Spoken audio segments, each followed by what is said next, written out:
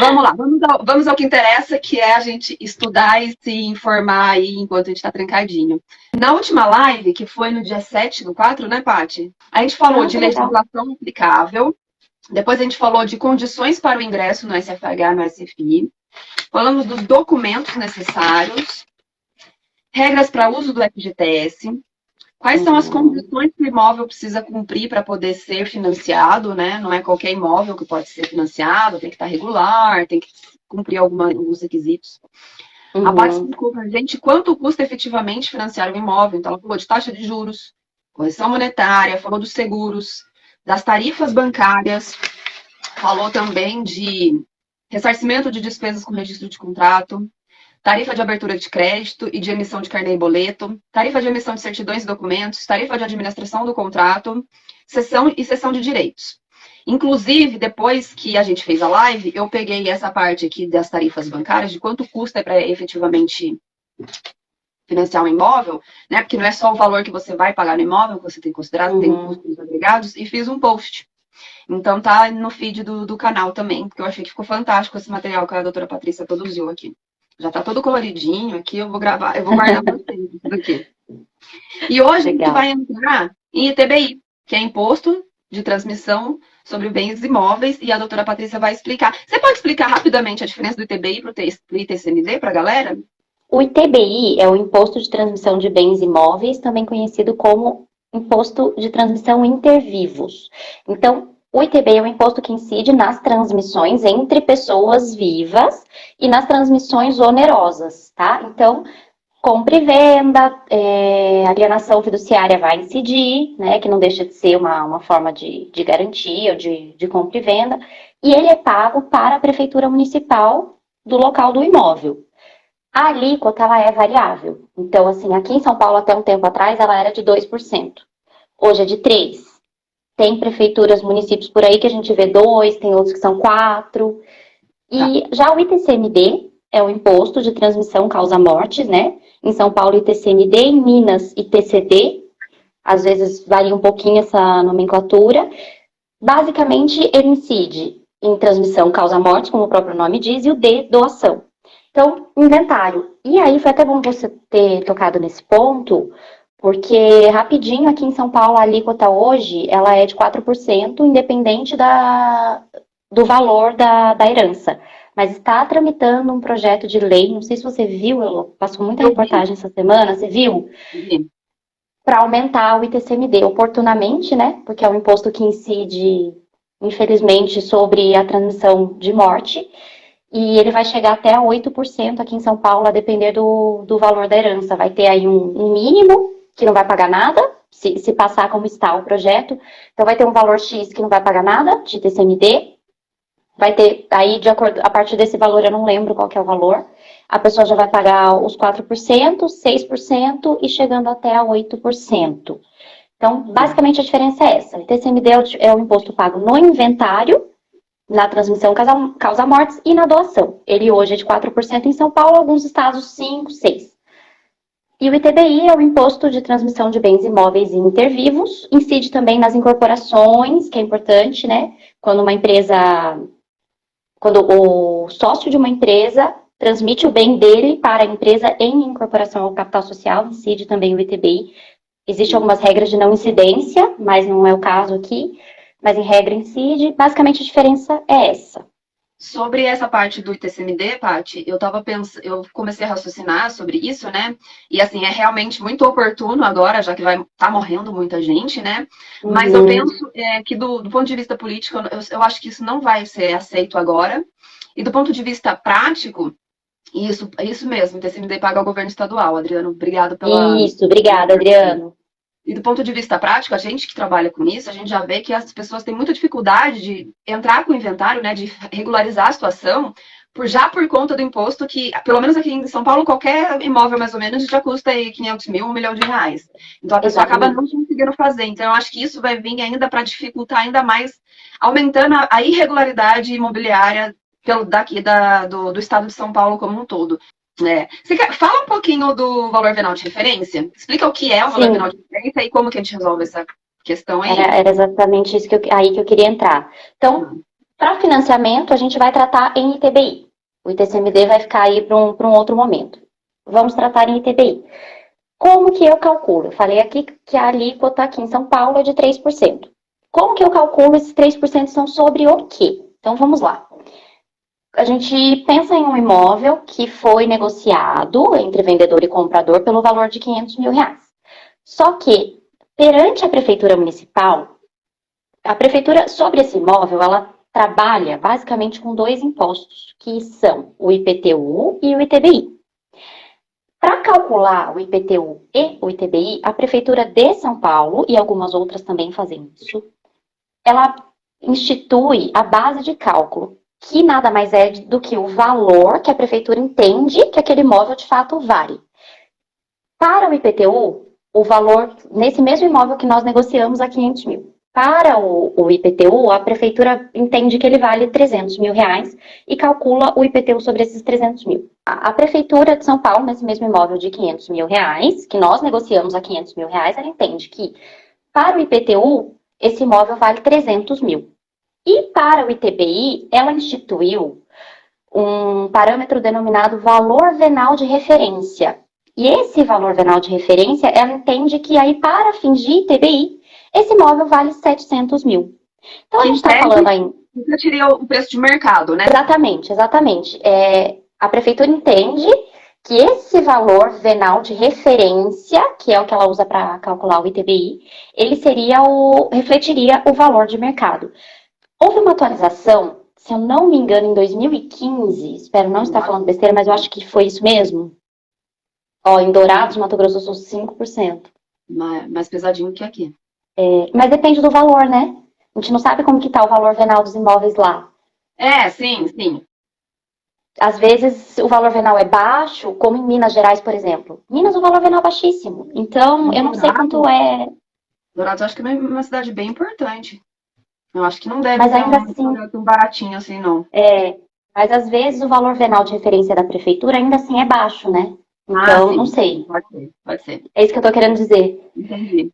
Mas, bom, então voltando aqui, esse mesmo imóvel que nós negociamos a R$ 500.000, a prefeitura, ela pode cobrar o ITBI de 5%, por exemplo, se for lá tiver esse valor venal de referência, ela vai cobrar sobre os 700 mil, que ela entende que é o que vale.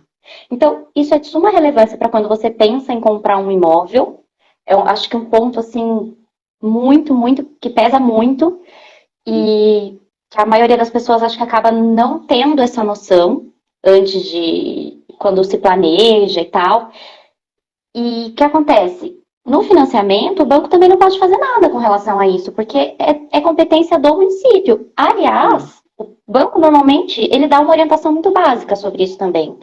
E daí que eu vejo tanta importância de um advogado participar desse tipo de operação para orientar o cliente, porque antes e até para emitir a guia e até para orientá-lo se isso é legal ou não. Sim. Né? Até porque se a pessoa precisar financiar também esses custos, né? Porque geralmente pode financiar esse custo, ele vai impactar no valor do imóvel que vai ser financiado, né? Então, isso, no valor da dívida.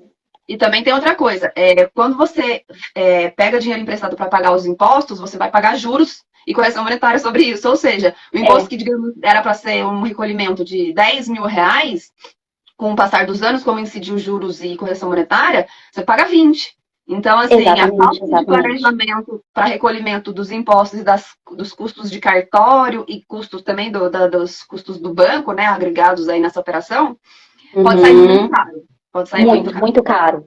Muito caro. Comprar um imóvel, eu vejo que, assim, vai muito além de você ter a capacidade financeira de pagar as prestações. Você precisa ter se planejado para pagar o ITBI, que é altíssimo, e as custas de cartório.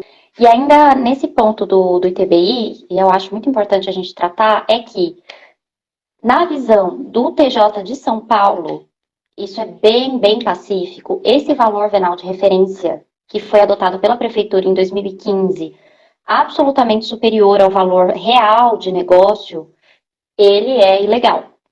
Então, o que acontece? As pessoas, E aí fica a dica aí para quem vai financiar e para os advogados. Dá para entrar com mandado de segurança e desde que você comprove no processo, não adianta entrar com mandado de segurança também, gente, para tentar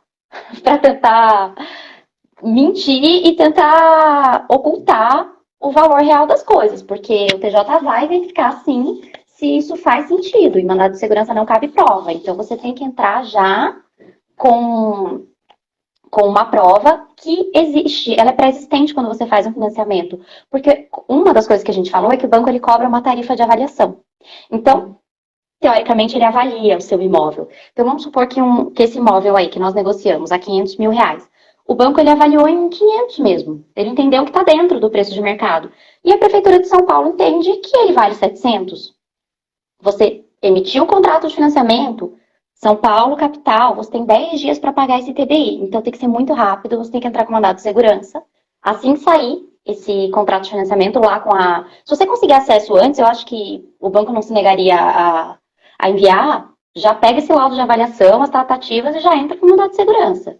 E geralmente, fazendo a conta da economia, da quantidade de imposto a menos que você paga, vale a pena. Mesmo pagando os honorários do advogado e as custas processuais que são baixinhas, acaba valendo a pena entrar com a ação mesmo assim. A única coisa que acaba atrasando um pouquinho, mas como é matéria batida, até que sai rápido, né? Exatamente. Então, assim, eu acho que vale super a pena entrar com mandado de segurança nesse caso, como a Elo falou, porque pela economia que você vai ter, é importante, você vai pagar os honorários do advogado, mas vai valer super a pena. Você vai, ainda assim, vai ter uma economia e não vai estar sendo lesado, né? Também é bom pensar por esse lado, não é justo. Não é justo, não é essa a forma correta de arrecadação. Então, isso é bem firme aqui em São Paulo, mas se você não quiser perder tempo com isso também, o que dá para fazer? Paga o ITBI abusivo, paga, leva lá seu contrato para o cartório, registra, fica tudo bonitinho. Pega isso tudo, leva para o advogado e aí você entra com uma ação ordinária pedindo a restituição desse valor pago maior. Vai demorar muito mais para você receber, mas aí não te atrasa, não atrasa o financiamento. Fica lá como uma poupancinha, uma hora você pega de volta. Eu não gosto muito dessa hipótese, Paty, só se for caso extremo, porque você resolve mais fácil antes do que depois, né? Então, assim, aí você fica numa espera absurda. Então, acho que só para quem não pode mesmo esperar. Sim, ou passou, e às vezes passou, a pessoa não viu, né? Sei lá, pode ter acontecido também, né? Pode ter acontecido. Pode ter acontecido. Então, passou. Eu concordo com a Elo. Eu também acho que o ideal é fazer isso de forma preventiva. Você vai pagar juros de qualquer forma. Doutora, não seria uma ação de inexigibilidade de tributo ao invés de mandado de segurança? Não, porque o tributo, eu vou responder depois você responde, porque o tributo é devido. A discussão não é se o tributo deve ser pago ou não, porque ele deve ser pago. A questão é a base de cálculo que a prefeitura do município de São Paulo e algumas outras prefeituras está adotando, que é acima do valor de mercado. Então, a questão é essa. O tributo é exigível, o problema é a base de cálculo. A questão do prazo, que é importante observar, tá? A maioria das prefeituras é de 30 dias, mas precisa dar uma olhadinha nisso antes de financiar também. Dá uma ligadinha na prefeitura, pergunta, custa nada, né? Isso é bem importante também. Aqui nesse material você anotou assim, ó, alíquota de 3% geral e 0,5% sobre o valor efetivamente financiado. É verdade, isso é importante, isso é importante. O que acontece? Na lei federal, que fala sobre o SFH, tem essa previsão de redução do ITBI. Então, vamos lá. Nesse imóvel que a gente negociou a 500 mil reais, gente, sou péssima de conta. Paguei 200 mil de entrada. Sobrou 300 mil para ser financiado. Sobre os 200 mil, eu vou pagar a alíquota de 3%. Sobre os 300 mil, eu vou pagar a alíquota de 0,5%. Então, já vai reduzir bastante o ITBI. Então, o ITBI no financiamento, ele sai mais barato pelo SFH, né? Ele sai mais barato do que se você fizer uma compra e venda normal. Isso mesmo que não seja o primeiro imóvel. Pode ser... Mesmo que não seja... É porque aí vai ter que ver se você vai enquadrar no SFH por não ser o primeiro imóvel, né? Pode ser que não enquadre. Direito em imóveis, por favor. E não poderia se pedir a reestimativa com outras 3 avaliações oficiais? Na hora de entrar lá com o mandado de segurança, você falou que precisa fazer uma prova, tem que fazer com prova pré-constituída. E ao invés de fazer a estimativa com a avaliação do banco, poderia entrar com 3 avaliações oficiais. O que seria avaliações oficiais? Aí que tá. Não sei se a Fuca tá aí ainda, se ela já foi embora. A avaliação oficial é a avaliação por um profissional cadastrado no... gente, posso falar besteira aqui, mas tem acho que é CNAE, se eu não me engano, que é o Cadastro Nacional de Avaliadores Imobiliários, tá? Então, assim, o profissional ele tem que ter essa especialidade, não basta você pegar uma avaliação do 1, 2, 3i e achar que tá seguro, pode passar.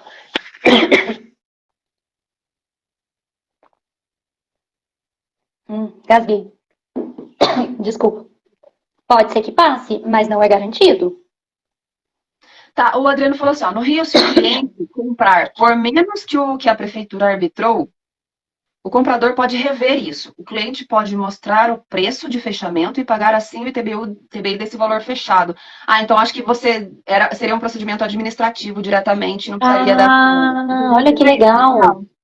No momento de olha que legal. Por isso fazem acordo. Bem bacana. Do direito imóvel está falando assim, sem ingressar com o MS. Aqui em São Paulo não tem conversa. Se você não entrar com o MS, você vai pagar o valor cheio.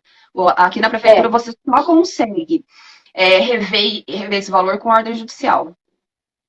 Sim, aqui não tem conversa. Agora, me surpreendeu a informação de que no Rio de Janeiro isso é negociável. E surpreendeu positivamente. Bacana, bem legal, né? Bem legal, bem legal. As avaliações precisam atender às normativas técnicas para maior segurança e minimizar questionamentos técnicos. Bacana. Emolumento no cartório. Então, falando desse 0,5%, super importante. Emolumento no cartório. Cada estado vai ter sua normativa, né? Então, gente, dá um Google lá, tabela de emolumentos do estado tal, e essa tabela é progressiva. Então, imóvel de, sei lá, de 10 mil a 50 mil, você vai pagar X de registro, de 50 a 80, você vai pagar X mais 10 de registro, e por aí vai. Então, assim, puxa lá na tabela, tá? Isso é... Detalhe, aqui em São Paulo eles calculam sobre o valor venal de referência e não sobre o valor de financiamento. Então tá aí mais um motivo para você entrar com mandado de segurança, porque vai ser a mesma base de cálculo do ITBI e a mesma base de cálculo utilizada para emolumentos. E dá uma diferença boa também na tabela, gente. Tá? Então... Eu acho que no imposto o impacto é muito maior. É muito maior. Mas na tabela ainda dá uma diferença boa. Sim, pode... Se a diferença não for muito grande, você vai continuar na mesma faixa da tabela e aí vai ser o mesmo valor. Se mudar de faixa, vai dar diferença. Então, você pode dar sorte ou azar de estar bem pertinho do início ou do fim de uma faixa, aí vai dar diferença. E no cartório, o cálculo dos emolumentos é feito da mesma forma. Então, se você fez esse financiamento, comprou esse imóvel de 500 mil, pagou 200 de entrada e 300 foi financiado, sobre esses 300 mil, o valor dos emolumentos ele é reduzido em 50%. Então, tem um desconto também. Isso é incentivo. Por quê, né? Isso é incentivo governamental. Né, Paty? Isso é só na primeira... exatamente. Exatamente, primeiro. 100% no ITBI. Tá. Porque no ITBI é independente, agora nos emolumentos é só na primeira. Certo, exatamente. Então, essa questão de emolumentos é basicamente isso. Portabilidade. Explica o que é portabilidade primeiro e daí depois você... Bom, portabilidade é igualzinho de celular mesmo, gente. É você poder trocar de operadora e continuar com o mesmo número, digamos assim. Então, você financiou o imóvel com o banco X... E você viu que hoje tem uma condição mais atrativa no mercado e o banco Y, você entra em contato e ele fala, não, eu aceito a sua garantia. Então, o que você faz? Entra em contato com o banco Y, basicamente o que você vai ter que fazer? Tudo de novo. É como se você estivesse no novo banco, no banco Y, que seria esse segundo, você basicamente vai ter que apresentar a documentação de novo, comprovar sua renda, etc. E aí o banco vai te aceitar. Ele vai fazer uma análise de risco normal para ver normal. Sim. Se ele aceita ou não. Se ele aceitar, falar, gostei dessa pessoa, gostei desse imóvel, vou aceitar. O que ele faz? Ele prepara toda a documentação, ele quita a sua dívida com o banco X, que foi o primeiro, e você passa a pagar para o banco Y. Então, assim, hoje em dia é uma questão bem Bem corriqueiro, eu acho que. Eu nunca cheguei a participar, não. Mas eu acho que deve estar acontecendo bastante, bastante. E. Uma pergunta que me fazem muito é, não vale a pena porque você vai acabar pagando um novo TBI, paga não sei o quê, paga não sei o quê, mas vale a pena, assim, na verdade você tem que colocar na ponta do lápis, mas se você tiver uma redução de taxa de juros boa, no longo prazo, compensa, mas É, compensa muito, muito, muito, muito, muito mesmo, assim. Então, assim, tem que sim. colocar na ponta do lápis, se você não souber fazer isso, procura um advogado, procura um corretor de imóveis, porque eu tô com um Isso. caso, inclusive, desse, que a minha cliente, ela tá pagando 10% ao ano, mais No IGPM, se não me engano. No IGPM? total, IGPM? O custo efetivo total tá dando uns 15%. Considerando que a prática de taxa de juros hoje está em 7, 8, mais uma correção monetária bem mais baixa do que na época que ela contratou, o valor que ela vai pagar no final na portabilidade vai compensar em muito o custo de fazer essa portabilidade. Então, tem que Exatamente. colocar. Ó, a Laila tá falando, tem bancos que propõem pagar os emolumentos do cartório. Legal É, isso. olha, mas pelo que eu entendi, o banco paga? Ah, tá, para portabilidade, né, Laila? É isso. Teria que tirar as documentações novamente? Sim, Luana. Tudo de novo, né, Sim, Paty? sim, tudo de novo, sim. Digo a Mas certidão, como hoje, mas como hoje a maioria dos bancos está dispensando as certidões, vai ter muito custo. Você vai tirar meio que uma certidão da matrícula e seus documentos pessoais. Não vai ter muitos outros porque o custos, próprio não. banco vai ver se você tem negativação, essas coisas, enfim. Então, assim, Análise de crédito é com o banco. é. Mas, assim, quem tem financiamento e tem aí o nome limpo, tá tudo em dia, tal, vale muito a pena, principalmente quem assinou o contrato aí há 3 anos atrás, É, vale muito a pena pensar em portabilidade agora. A também economia acho. no final do contrato como um todo vai valer a pena e geralmente o valor da parcela cai já de imediato. Então, E eu volto, eu acho que aquela sua primeira dica foi fundamental, Elô. Tem que colocar na ponta do lápis e fazer as contas. Se sim. você não sabe fazer, contrata alguém que faça. Um contador, tem Um advogado que contador, faz. um contador bom aí vai te cobrar, eu acho que uns 300, 400 reais para fazer essa conta. Se você Isso que eu colocar ia 300, falar. 400 reais numa economia, de repente, que na primeira parcela você já está economizando mais que isso, vai valer muito a pena. Eu também acho, também acho. É Acho que investimento. foi.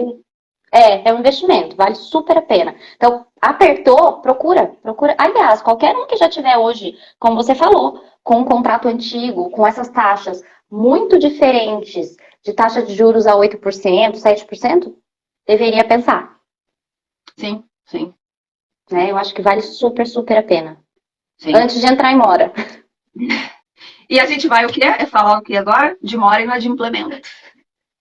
É, O que é mora, Paty? O que é inadimplemento?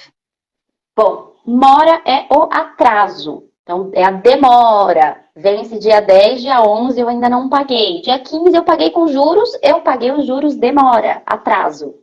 Inadimplemento, não paguei. Vence dia 10, deu dia 15, dia 20, dia 30 já virou outro dia 10 e nada. O que acontece? Um dos requisitos dos contratos de financiamento é que o banco coloque no contrato, e isso quem tem aí pode dar uma olhadinha no contrato, qual é o prazo de carência. O que significa isso? O prazo de carência é o prazo durante o qual o banco não vai considerar o seu inadimplemento, e sim a mora. Então, fica em torno de 30 a 90 dias, pelo que a gente vê aí. Tem Ele alguns considera bancos que que tem você só 30. está atrasado e não que você efetivamente desencanou de pagar. Isso, exatamente. Então, durante esse período, esse é o prazo de carência. Então, durante esse período, vamos supor aí no meio termo, que o prazo de carência ele seja de 60 dias. Então, minha prestação venceu hoje, dia 7 de maio. O banco vai esperar maio, junho, julho. Até dia 7 de julho, eu consigo pagar, porque ele considera que eu tenho mora. A partir do dia 8 de julho, eu não pago mais, porque o banco já falou assim: não, você é um cliente inadimplente. Acabou a conversa, estou mandando seu caso para o cartório. E, gente, manda mesmo, tá? Não adianta.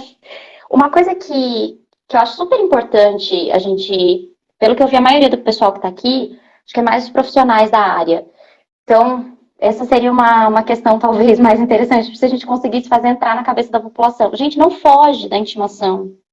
não foge, não deixa de atender aquele chato da cobrança que fica te ligando, se você estiver atrasado com a prestação de financiamento, especialmente agora, né?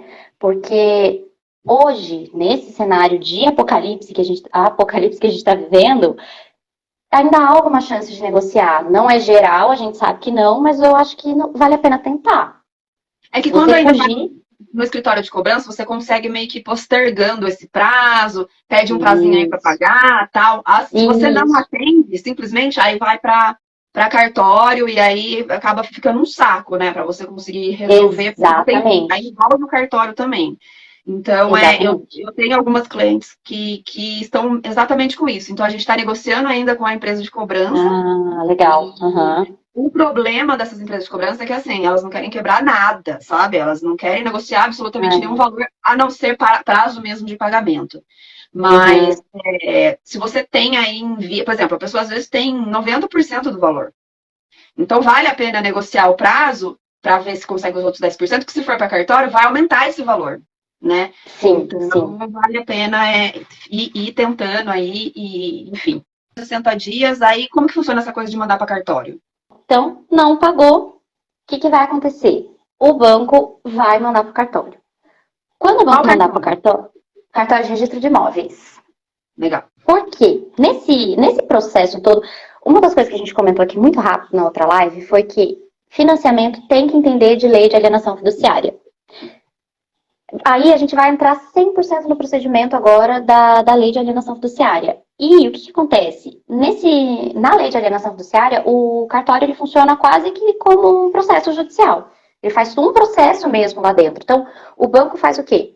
O banco calcula a dívida, calcula o atraso e manda para o cartório. E fala assim: olha, fulano de tal deixou de pagar aqui duas prestações, as duas já estão vencidas, os juros de mora, que não são os juros contratuais do financiamento, os juros de mora são tanto, a multa moratória é tanto. Então, ó, ele me deve, sei lá, 20 mil reais. E intima ele para pagar. O que o cartório de registro de imóveis faz? O cartório de registro de imóveis envia uma intimação para a casa do devedor, né, que é a pessoa que comprou o imóvel, e dá a ele o prazo de 15 dias. Detalhe, essa notificação, ela pode ser recebida pelo porteiro, tá, gente? Então não pode brigar com o porteiro. Porque agora, com o novo CPC, etc, etc, ela pode ser recebida pelo porteiro e já tá valendo como intimação. Então, ele envia lá essa intimação. Se a pessoa fugir, etc, tem a possibilidade de intimação até por hora certa, tá? Uhum. Bom, recebeu a intimação, prazo de 15 dias para pagar. Nesse prazo de 15 dias, é o momento que você tem para pagar a mora. É pagar essa dívida toda. Então, todas as prestações vencidas, e aqui tem um ponto interessante, tá? No cálculo que o banco faz dessa dívida, o ideal é que ele calcule também obrigações acessórias. Então, aí vai ter o IPTU que você deixou de pagar, muitas vezes a pessoa compra e, tô pagando financiamento, não vou pagar IPTU, porque a prefeitura não cobra mesmo, e enfim. Então, IPTU, condomínio, tá? Normalmente isso vai para o cálculo também. Então, você vai ter que quitar tudo isso. O cartório não entra no mérito do cálculo. Ele simplesmente segue o cálculo que o banco manda. E se tiver certo, se tiver errado, só judicialmente para você discutir. Bom, 15 dias, o ideal é que você faça o pagamento o devedor faça o pagamento de toda essa dívida. Então, são as prestações atrasadas. Isso pode demorar, às vezes até que o banco mande para o cartório e tal, você estava devendo 3 prestações, já está devendo 4. Sim. Porque daí vai as vencidas e as vincendas que se vencerem no período. Até a data do pagamento. A data do Exatamente. pagamento. Então, Deixa eu só tudo que fazer está para trás. um comentário aqui, ó. O Adriano falou assim: o percentual de inadimplência imobiliária no Brasil é imenso. Na Constituição Federal, nenhum banco pode cobrar acima de 12%. Isso é inconstitucional, porém pouquíssimos brasileiros sabem disso. Aí eu quero fazer dois comentários. O percentual de inadimplência imobiliária no Brasil, pasmem, não é imenso. É que como a gente trabalha com isso, a gente acha que é imenso. Eu tô aqui no site do Banco Central do Brasil e tá assim, ó. Em 2017, a taxa foi de 3,8. Em 2017, em 2018 foi para 2,9. E esse ano, parece que eu tinha visto de 2019, estava em 3,4, 3,8. Eu acredito que esse ano vai aumentar. Mas assim, não chega a 5%. Eu fiquei abismada quando eu vi esse dado, porque eu imaginava que era muito mais. Porque como a gente trabalha com isso, a gente só vê na inadimplência, mas eu só queria fazer essa observação. E na Constituição Federal fala que nenhum banco pode cobrar acima de 12%, mas é 12% de juros. Ele não conta a somatória de juros mais correção monetária. Por isso que a gente vê custo efetivo total acima de 12%. Exatamente. E, na verdade, tem que tomar cuidado com essas teses muito batidas também como é que chama, gente? Anatocismo. Configuração de anatocismo, juros sobre juros. Gente, pelo amor de Deus, isso é o fim do mundo. Não entrem com essas ações, porque é só para ganhar tempo ou perder o tempo do judiciário, perder o tempo do advogado do banco ou do advogado da parte. Não entrem com essas ações. Essas teses muito batidas não colam mais. A lei de anatocismo não se aplica aos bancos. Exatamente. E tem muita decisão sobre isso. A Caixa Econômica Federal, eu não faço nem ideia do número de ações que ela responde com esse tipo de questionamento dessa lei de anatocismo e juros sobre juros. E, gente, ganha todas. Então, você só vai aumentar a dívida do seu cliente, não vale a pena. Eu acho que isso é uma dica que vale para qualquer tipo de ação. Antes de entrar com a ação, como a gente tem uma jurisprudência que muda muito, assim, muito rápido e assim, a gente nunca tem certeza absoluta de mais nada. Então, acho que sempre vale a pena dar uma lida em jurisprudência recente para ver se não mudou ou se não está em vias de mudar. Sim, exatamente. Eu acho também que precisa dar uma olhada nisso sempre. E, principalmente nesse caso de financiamento, eu penso o seguinte. Gente, para achar irregularidade no contrato ou no procedimento de retomada, que é esse momento que a pessoa para de pagar e o banco manda para o cartório, etc, etc, não é difícil. Não é difícil. Não é difícil. Procura que você vai achar uma ilegalidade no contrato. Se você quer discutir, discute com propriedade. Sabe, vai fundo, porque aí sim você tem alguma chance de conseguir uma renegociação, ou de conseguir uma sentença favorável e de reduzir o valor das parcelas, qualquer coisa nesse tipo. Agora, ficar com tese batida, eu acho que não vale a pena. Pagou. Foi lá notificado, tá, não sei o que, pagou. O que acontece? Pagou. Convalida-se o contrato. Ou seja, retoma a vida, segue a vida. Parei na parcela 220. Parei de pagar, deixei 4. Aí fui lá, depois de 15 dias, paguei a 221, 222, 223, 224. Paguei a 225, segue a vida. Tudo normal. Não paguei, o que acontece? Não paguei. Aí é que vem o senta e chora. Porque aí o que vai acontecer? O cartório vai certificar isso. Por isso que eu falei que o cartório funciona quase que como um processo mesmo, um processo comum judicial. Ele põe lá uma certidão. Certifica que o devedor não pagou. Não pagou, banco, pague o ITBI. Então, o que acontece? O banco, ele paga o ITBI. Ou seja, o novo imposto... Por que ele paga o ITBI nesse momento? Porque ele é o credor da alienação fiduciária ali e tal, e para que ele entre... Por isso que a gente fala que tem que estudar alienação fiduciária para... Exatamente. Nesse momento, até esse momento, a gente tem como se fosse dois proprietários. O banco e o adquirente. Só que a gente chama isso de uma propriedade resolúvel, que chama. Por quê? Se o adquirente pagar tudo, ele se resolve em favor do adquirente e ele fica sendo proprietário absoluto. O único dono. O único dono. Se o adquirente, e ele tem a posse direta. Se o adquirente não pagar, o banco, ele vai pagar o ITBI, o imóvel vai entrar no patrimônio do banco, ele vai deixar banco. Isso, do banco. Não, eu quis reforçar, ele entra no patrimônio do banco. Entra no patrimônio do banco, que vai ter obrigação de fazer leilão, tudo, mas enfim, vai passar a ser do banco, que até então só tinha posse indireta, e aí o proprietário, o adquirente lá vai passar a dever taxa de ocupação. Então, assim, tem que estudar a lei de alienação fiduciária, gente, não tem como fugir. Não tem como fugir. A Elô já deu dica de vários livros aqui, mas eu vou ser bem sincera com você, gente. Primeira coisa, é ler essa lei de alienação fiduciária 80 vezes. A alienação fiduciária, a gente basicamente desmembra a propriedade. Isso é uma ficção jurídica, tá? Não é real. Então, o imóvel, ele é meio que do comprador e meio que do banco. Não é nem 100% de um, nem 100% do outro. A partir do momento em que é considerado o inadimplemento, depois desses 15 dias aí da intimação, O banco fala assim, não, o imóvel agora ele é 100% do banco. Então, para que o imóvel entre na propriedade total do banco, incide uma transmissão onerosa de bens. Nesse sentido, o que acontece? ITBI. Gente, depois que o banco paga o ITBI e consolida, a situação fica muito delicada, porque o comprador ele está morando num imóvel do patrimônio do banco.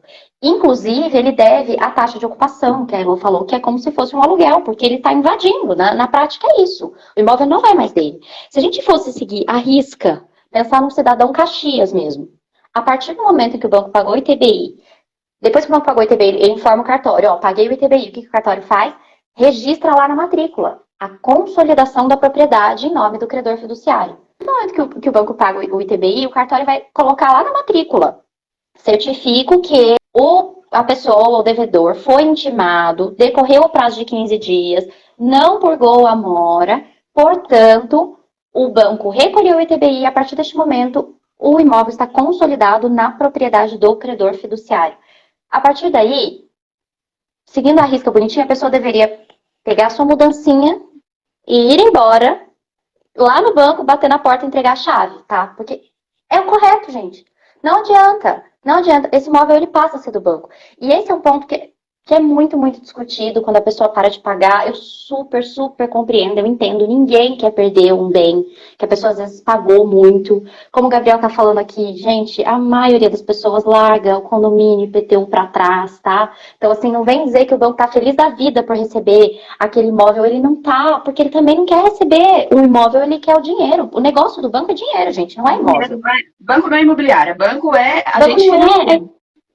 Antes da gente o falar daquela negócio. questão do leilão e dos 120 dias, deixa eu só pegar alguns comentários aqui, porque se cair eu perco os comentários. Como ficam os credores de PTU e condomínio? Opa! Ah, isso é. Eu vi. Considerando que o único patrimônio é o próprio bem, mas está alienado. Vamos lembrar que o IPTU e o PTU está grudado no bem. Então, aquele que ficar com o bem vai ter que quitar isso. Isso é irrelevante. O condomínio, acho que eu prefiro que a Paty. O condomínio é uma questão que eu queria muito levantar. Foi, poxa, obrigada, eu não vi o nome da pessoa. Mas obrigada por lembrar disso. O Gabriel. Gabriel, obrigada. Essa é uma questão muito, muito discutível. Eu tenho uma posição pessoal, mas ela não é a posição definida. Não é porque, na verdade, eu já vi decisão para tudo que é lado. Então, assim, vamos ver como que eu vou começar essa história. O IPTU, como a Elo explicou muito bem, o IPTU ele realmente está atrelado ao bem. Só que na prática, vamos ser sinceros também, às vezes a pessoa compra, e aí foi um dos pontos que talvez eu nem tenha levantado lá atrás, é super importante, depois que você registra o contrato de financiamento, de alienação fiduciária, etc., você tem que pegar esse contrato e você tem que levar na prefeitura e tem que transferir a titularidade, a responsabilidade de pagamento do IPTU para o seu nome. Isso também é super importante, as pessoas não fazem. Então, o que muitas vezes acontece? Por exemplo, a Elo vendeu um imóvel para mim e eu financiei lá no banco. Quando eu financiei, eu não peguei esse contrato e não levei para a prefeitura. Quem deve IPTU? Eu sou devedora fiduciária. Quem a prefeitura vai cobrar? A doutora Heloísa, que a prefeitura não puxa a certidão atualizada da matrícula. A prefeitura olha os cadastros. E às vezes pode ser que ela entre com uma execução fiscal contra o ex-proprietário que não tem nada a ver com a história. Então, teoria, juridicamente, quem deve? Eu, devedor fiduciário, que sou lá o proprietário em termos do imóvel. Quem a prefeitura vai cobrar? Quem está no cadastro. Então, é super importante atualizar o cadastro. Quando o banco consolida a propriedade, acontece a mesma coisa. O banco não vai atualizar o cadastro para o nome dele. Por quê? Porque ele quer vender, ele quer se livrar desse. Então, pode acontecer sim do devedor fiduciário até vir a ser cobrado pelo IPTU lá na frente. Então, tem esse porém. E eu estou falando primeiro do IPTU para dar uma esmiuçada para a gente poder entender melhor a questão do condomínio. Sim. Então, o que acontece? No contrato de financiamento, está dito que a obrigação de pagamento de IPTU e condomínio é do devedor fiduciante. Devedor fiduciante ou devedor fiduciário? Eu sempre troco. Fiduciante e credor fiduciário. Tá certo. Então, é do devedor fiduciante. Então, o que acontece? Se o banco ele for cobrado, na teoria ele pode cobrar do devedor. E na hipótese em que o devedor ele venha a ser cobrado diretamente pela prefeitura por aquele período anterior ao financiamento, ele não vai ter nem como cobrar do banco, tá? Então, tem aí esse risco, não adianta abandonar isso para trás. Você pode dar sorte? Pode. O devedor pode dar sorte do banco ir lá e quitar tudo porque precisou, acabou vendendo no leilão, etc. Mas também pode dar azar. Esse imóvel pode ficar parado na carteira do banco durante anos, pode ser que o banco não pague esse PTU, enfim, muita coisa pode acontecer, tá? Então, na teoria, a prefeitura cobra o atual proprietário. Na prática, ela cobra quem está nos cadastros. Então, atualizem o cadastro de PTU.